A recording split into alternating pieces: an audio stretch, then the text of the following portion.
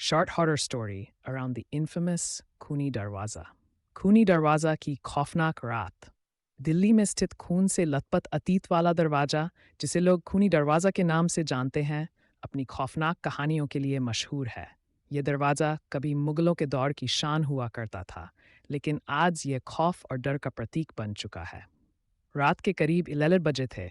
रमेश, जो एक फोटोग्राफर था, ने सोचा कि वह खूनी दरवाज़ा की कुछ तस्वीरें लेगा।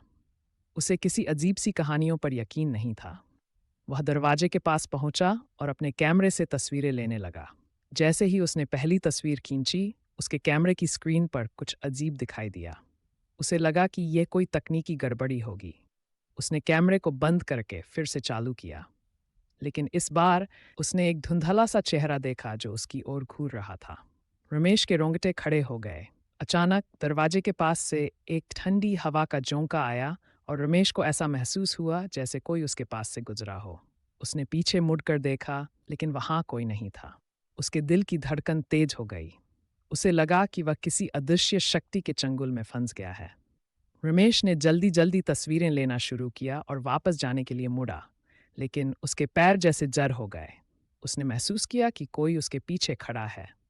उसने हिम्मत जुटाकर पीछे मुड़कर देखा, और जो उसने देखा, उससे उसकी चीख निकल गई। एक पुरानी फटी हुई पोशाक में एक औरत खड़ी थी, जिसका चेहरा खून से लथपथ था। उसकी आंखें गुस्से से लाल हो रही थीं। रमेश के पैर कांपने लगे। वह औरत धीरे धीरे उसकी ओर बढ़ने लगी। रमेश ने किसी तरह हिम्मत जुटाई और वहां से भाग खड़ा हुआ। लेकिन जैसे ही वह दरवाजे के बाहर निकला, उसने महसूस किया कि कोई उसका पीछा कर रहा है।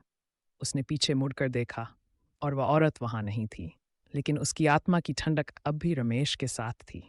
रमेश ने उस रात के बाद कभी खूनी दरवाज़ा का रुख नहीं किया। उसे अब भी याद है वह खौफनाक चेहरा और ठंडी हवा का झोंका। उसने उस रात सीखा कि कुछ कहानियां सिर्फ कहानियां नहीं होती, बल्कि वे हकीकत का भयानक रूप होती हैं। कि यह कहानी आपको कैसी लगी?